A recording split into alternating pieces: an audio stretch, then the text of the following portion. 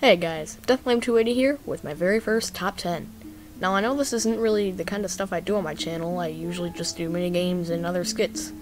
But now it's time to get factual, so time to bore you out of your minds for 15 minutes.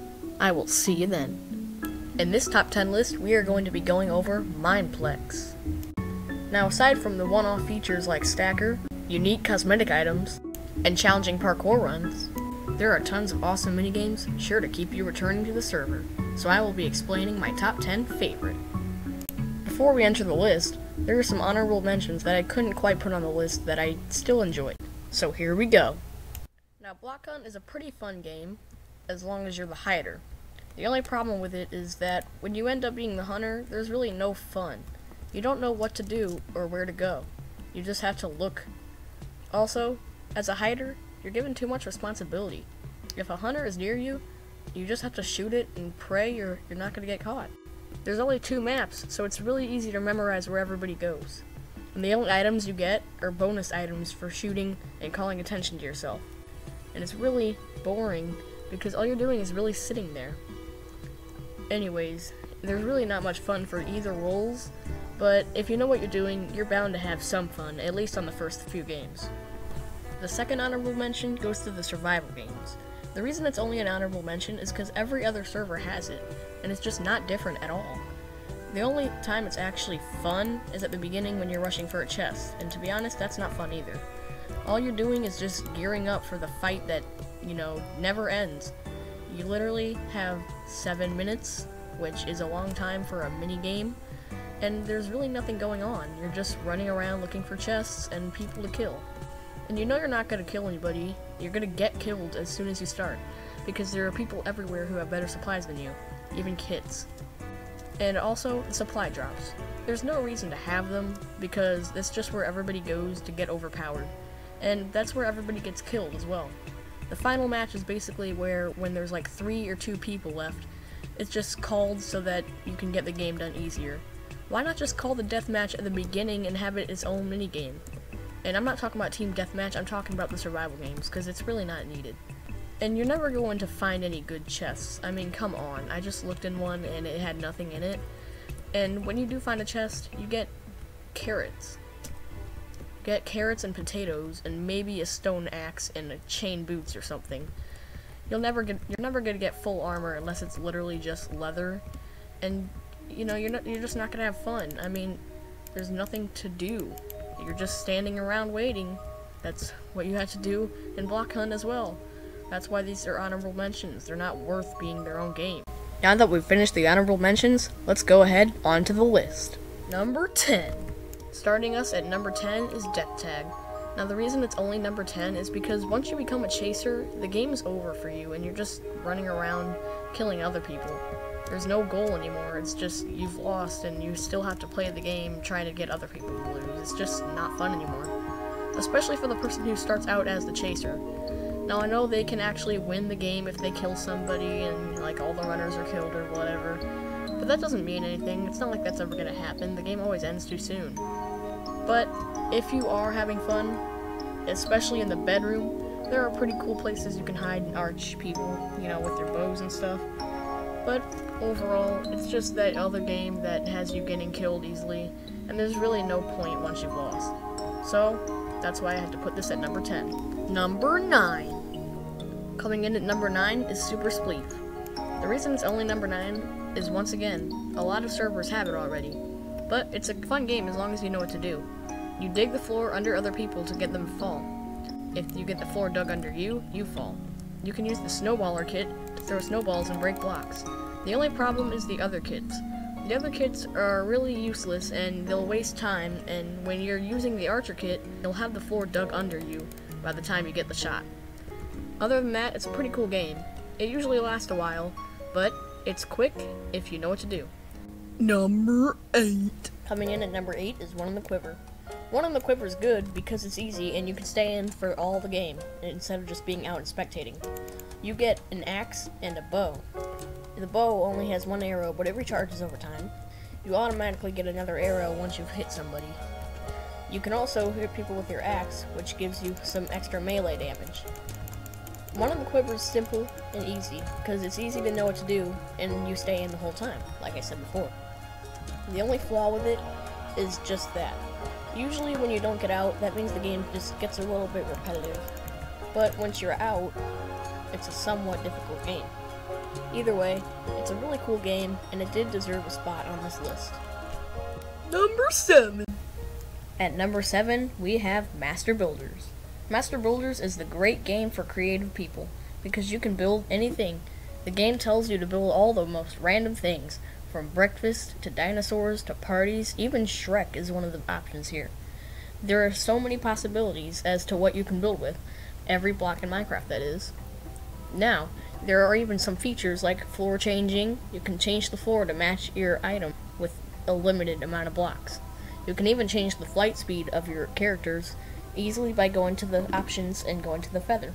You can add particle effects, change the weather, daytime, and you can even have little subcategories for mobs. Once you're done, you can vote on other people's builds to see how close they were to the resembling word. In this case, dinosaur. There are other people, 11 to be exact, that you have to vote on. You get 6 vote choices.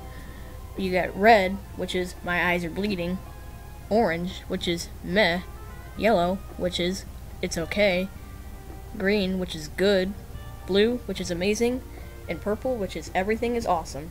You can't vote on your own creations, which makes it fair. There's also an inappropriate build book if you don't feel that the build really fits Mineplex's little child build things. Child regards. Also, when somebody fails, you know it, because their whole build shatters into pieces. Screen flashes the word failure. Also, sometimes people like to do some pixel art too, or things like this. Now, don't get caught with something like that. And when you win, people know it, because your build is shown. Overall, a great game for creative people. Number 6. At number 6, we have Turf Wars. Not only do you get build time at the beginning so you can make a fort that fits your liking, but after that, you and your selected team will be able to shoot arrows and infiltrate other people's bases. You can do this to upgrade your turf, and you'll have to claim the entire battlefield to yourself. Kinda like Splatoon if you ask me. I totally think Splatoon is copying off of Mineplex. Either way, this is a fun game for all people, because if you like PvP, you can do that. If you like building, you can do that. Even though the building isn't really part of the game that much, it's still really fun. And also, instant kill bows. I mean, come on. If you have the infiltrator kit, you can even go on other people at the cost of being slow sometimes. Once you get killed, you can come instantly back in 4 seconds.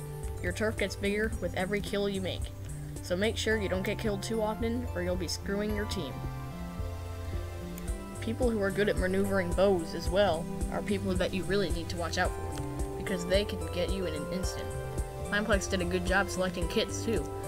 The default kit is probably the best one. You get infinite bows every once in a while. They all kill with one hit.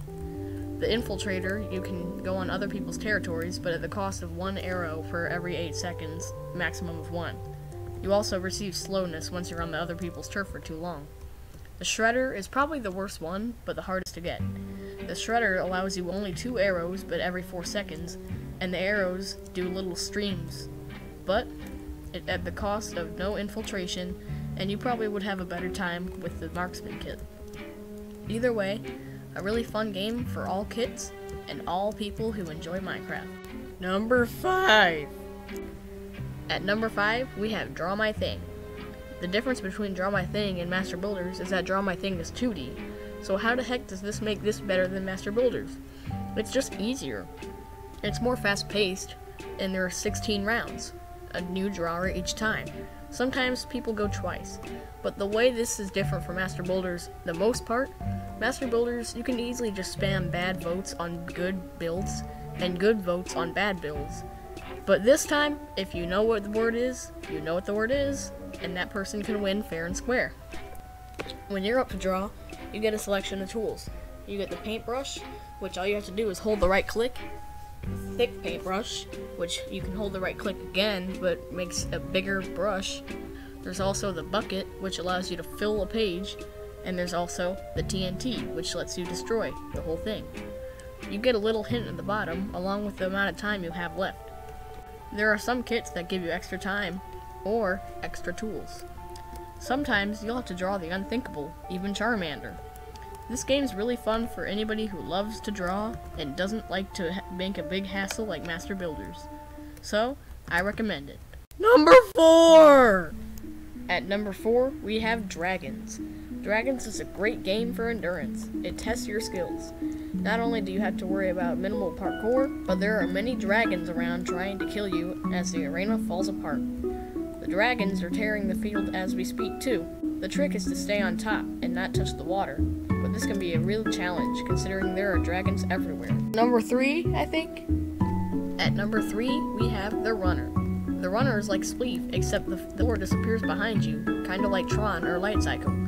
You have the axe, which allows you to double jump when you right click. The other kits aren't really good options because it requires you to pause, and you don't want to pause because the floor is disintegrating as you run. The trick is to cut other people off where they're about to run. If you fall down, you have to spectate, but it's actually a pretty fun game to spectate because it's really interesting and fast-paced. When people fall down all the way, they're doomed. But there are multiple layers, which keeps the fun going for multiple times. Some levels have these little floating platforms which make it really hard to get past. You'll regret going on them. When the platforms have disintegrated enough, you're actually going to have to do some parkour and get out. This makes the game really difficult, and you're not going to survive for long. This is a really fun game if you like fast-paced games that'll end quickly, and also it's just fun in general. Number 2. Now before I go on with this list, I'm just going to tell you right now, you are not going to like the choice.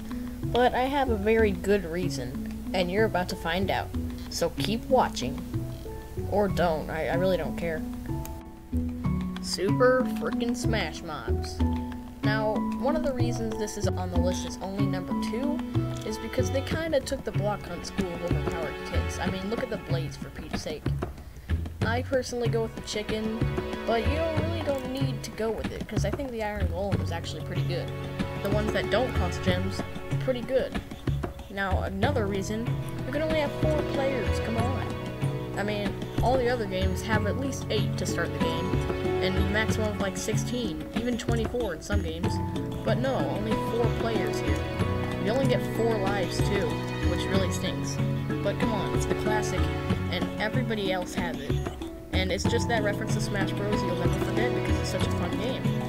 The only problem is some of the kits are actually pretty confusing and you have no idea what to do until you've played it already, like twice. But by then, it's just too hard to use. Because you get different players almost every time, and they all know what they're doing except for you, and it's just not fun when that's the case. Some of the kits are really cool, and they're actually pretty worth it. But it's just not that fun a game once you realize that everything's against you. So that's why I had to put it on number 2. And number 1 is also probably going to disappoint you, so I'll just let you see it for yourself. Number 1! Ultra Hardcore. I mean, come on, who doesn't love waiting half an hour for the world to generate and to die in an instant? I mean, come on, who doesn't just love Ultra Hardcore? Wait a minute, wrong list, hold up. Super Paintball. Not only do they switch the teams to make it fair every time, but they well balance all the kits. The rifle kit, you can shoot 1 bullet at a time with a fast recharge. The shotgun shoots multiple bullets at once, and the machine gun you can hold down to shoot bullets instantly. Also, the stages are all pretty good, and they all make a good paintball arena. You can easily get revived if you're knocked out by having another teammate throw a water bomb on you. You can throw water bombs on other teammates too to revive them.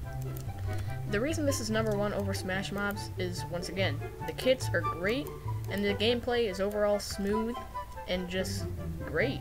There's nothing else to say about it. Now, I know Smash Mobs has way more kits, but, I mean, it has to have way more kits. It's Super Smash Mobs. If it had way less kits, it would be Super Smash Mob. But either way, I find Paintball to be more fun and just easier, and everybody knows how to play it when they first start, or they're a noob.